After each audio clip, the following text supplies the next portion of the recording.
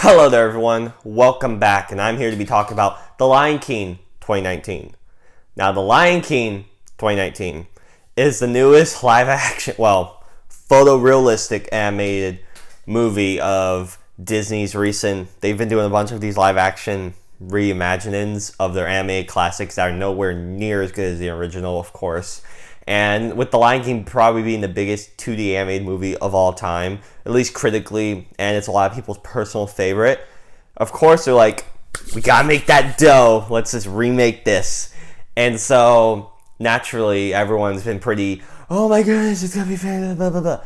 And when they released the first trailer, I'm like, alright, this looks really interesting. 'Cause I had hopes because Jon Favreau directed The Jungle Book 2016, which I actually thought was pretty excellent, and it actually did something new and original. And it did something that gave me hope with this movie, is that with the movie, instead of it just being looking like real animals with no emotion in their face or anything, they could actually have facial expressions and show, like actual emotions when they speak.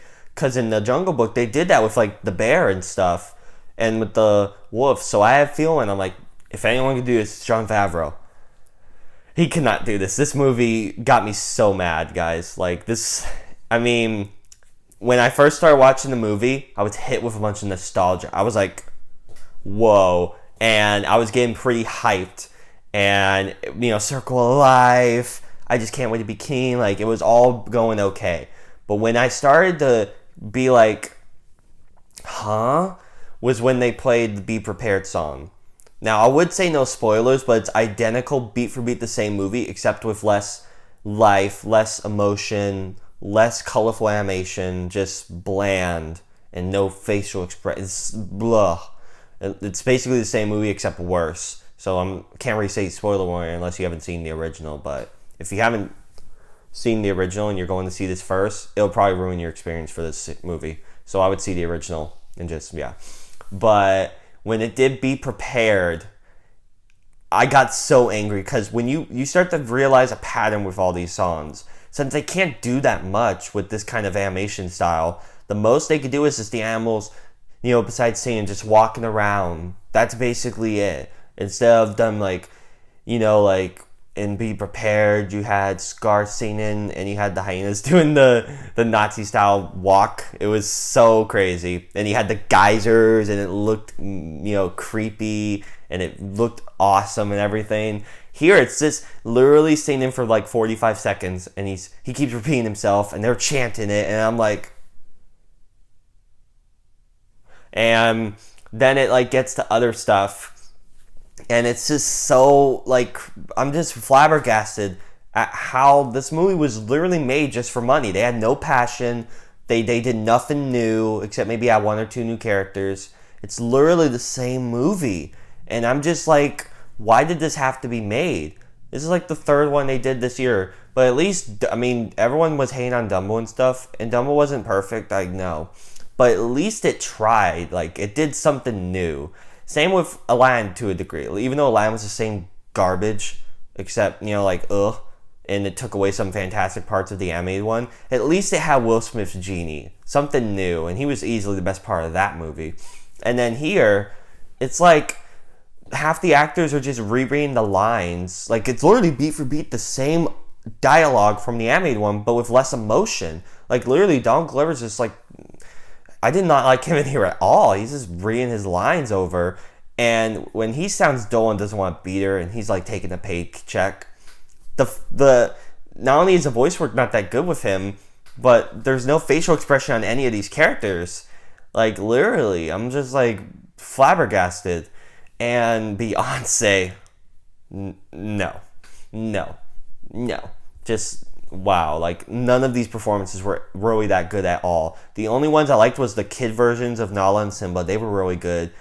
Even James Earl Jones as Mufasa, he's like rereading literally some of the lines we've already seen him say before in the animated one, but he seems more tired and all. And he's just like, he wanted to come back obviously because they asked him to, but it doesn't feel like he really, I don't want to say he really doesn't care because he was part of the original one, but it doesn't really sound like he's really all there, Like, it sounds okay. It's James Earl Jones. How can you mess that up? But It just didn't sound right. It just sounded different. I know because he's probably older and stuff, but I don't know. It just fell off. And I will agree, John Oliver as Zazu, I was actually quite surprised. He was great. Like, I really liked him. Same with Timon and Pumbaa. Seth Rogen and Billy Eisner. Okay, so those three were really great. There were some funny scenes from Two of the Hyenas. Okay. Some parts from Scar was pretty good. But after that, Be Prepared, and it's just like rehashing stuff. And then the ending, how, it plays out and all, where they go to fight on Pride Rock, it's literally like beat for beat. They're saying the same lines, except with less emotion. But the funniest part for me, and it wasn't supposed to be funny at all, is Darren Mufasa's death, right? So when he does the long live king, and he fell, and then he was like, and then Tim was like, no! And I laughed because there's no emotion. It's just a lion screaming. There's no facial expression. There's no terror. It's just rehashed because it happened in the animated one. And I'm just like, and it even plays some of the musical score of the original, but it plays it weirdly where they wanted to try that differently for some reason, but the same movie. And I'm just getting so mad, and it just makes no sense. And like, I gotta admit, I was getting kind of hooked in because, like, the Circle of Life was done really well here. And some parts of I Just Can't Wait to Be King, I was like, alright. Like, the whole beginning was okay. It's just, after that Be Prepared scene, I was like, no. Just no. It just started to ruin it for me. And I was just getting so annoyed. And I'm like, then I started to realize they did nothing new here. And some kids are gonna watch this and think that this is great and blah, blah, blah. Or they might be like, this is awful. Why did people like the original? And they're going to judge the original based on this. And I'm just going to... It was just ridiculous. And, I mean, I know everyone's trying to give this movie a pass and stuff, because it has a 50-something critic. So half of them, like, the basic, the consensus is that the animation, the photorealistic animation is phenomenal, and the movie's just bland and all. I mean, yeah, I'm not going to pass a movie like a lot of people are, because the animation's pitch perfect and stuff, which it was fantastic. It probably win the Oscar this year, just like how Jungle Book did the same stuff, and it won over Doctor Strange, but whatever. Ugh. Just because you photorealize a jungle doesn't mean you have to win the movie. Anyways. But yeah, like, some of the people I watch, like, on YouTube and stuff, like John Campea, he was hyping this movie up, because he's obviously a fanboy of the original, and he's like, I'm so pumped. It'll make more than Endgame. It's gonna make $2 billion. And then Endgame came out. He's like, okay, we'll make more than Endgame, but it'll still make a lot of money. And then the critic reviews came out. I thought it would be in the 90s. Now it's in the 50s. This makes no sense. It's easily best movie of the year. I'm like, whoa, boy. No, it's not best movie of the year. Not even close. It's probably one of the worst, actually, of the year. But anyways, it's just funny how some people are just loving this just because it's Lion King without any of the stuff that made Lion King actually good. It's ridiculous. I mean, I hate to make this video all negative and stuff, but what the heck? Like, this movie really got me annoyed. I was just so annoyed with how they ruined this. This could have been really good, actually.